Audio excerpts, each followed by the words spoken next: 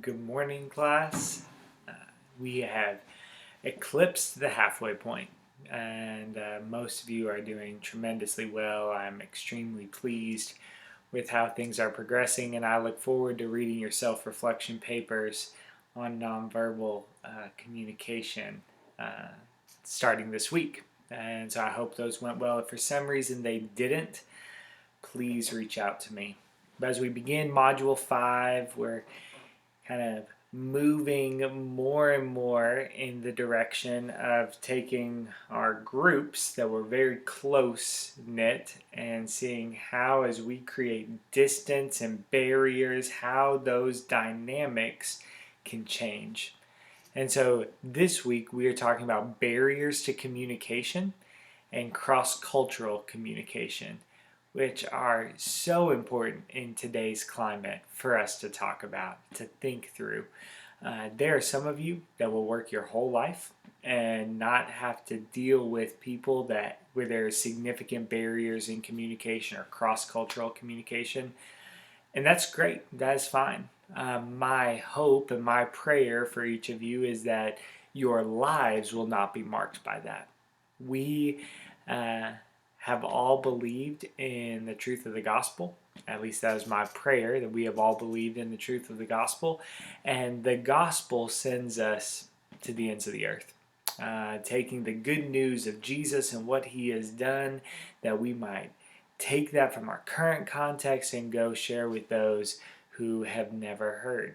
And so, whether or not that is a short term missions trip or working with people that come from a different place that are in your own community, whatever the case may be, having cross cultural conversations, I hope, is something that each of us experiences to one degree or the other throughout our lives as faithful believers.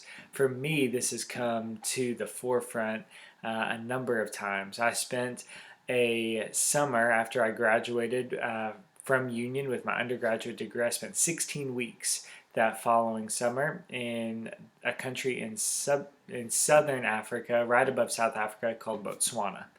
And it was a wonderful experience. I was working with a missionary family there, and although there wasn't as much of a language barrier with most of the people I was interacting with, there was still a cultural barrier. And things that I would say or make reference to wouldn't land home the same way, vice versa, things they would say to me. And so we had to work through those cultural barriers to build relationships. And that's what can happen for some of us in even the work setting or team setting, where you have team members that come from different places, different settings, different cultures, different countries, where the cultural norms that you are used to are different than the cultural norms they are used to. And that can create difficult communication as that relationship is being built. If this is a long term relationship, like a work relationship where you're going to be dealing with this person a lot, it's important to plow through and have good tools in your tool belt to navigate those conversations well. So I hope this is just getting your feet in the water of what those cross cultural communications can look like. And then we'll tackle other barriers to communication where, for one reason or another, people are not on the same page as they are communicating, and the difficulties that can present, and what we do with that once those difficulties arise. So this is, I think, is a really practical week. It's the week leading into our group project. So we will have some time coming up on Tuesday where if you choose, you can join me for a Zoom call. Zoom is one of the options for you to work on your group project together, where you're working on a code of conduct and different realities for a simulated group team setting.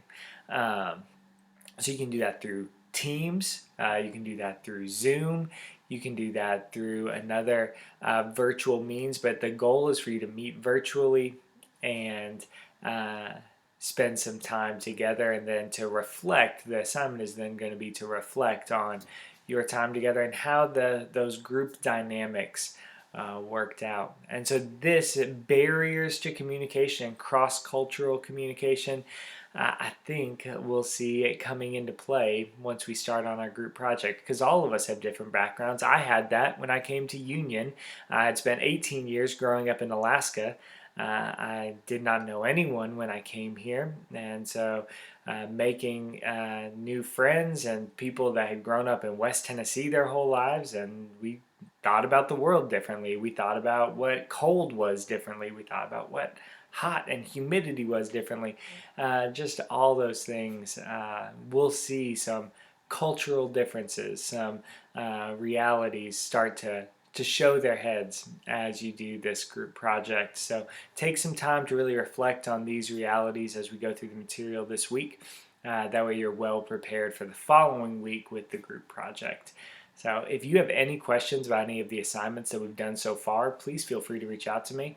If you're working your way through the lecture material and you're doing your assignments, then you are doing very well in the class. I'm very pleased with how those that are participating, what the grades are coming out like. So if for some reason you've struggled, you've had life get in the way up to this point, reach out to me. We'll figure out a way for you to make up some of the material, get back on track, and really finish the semester well. I'm willing to work with each of you if you're willing to put in the work. So that's my promise to you. So I hope that everyone is having a great start to this week, that you are bundling up and surviving some colder weather. It feels so quickly that we move from the heat of summer to the cool temperatures of winter, where this year has felt like a short fall. But I hope everybody's surviving well, and you reach out if you have any other questions. Be blessed. Bye.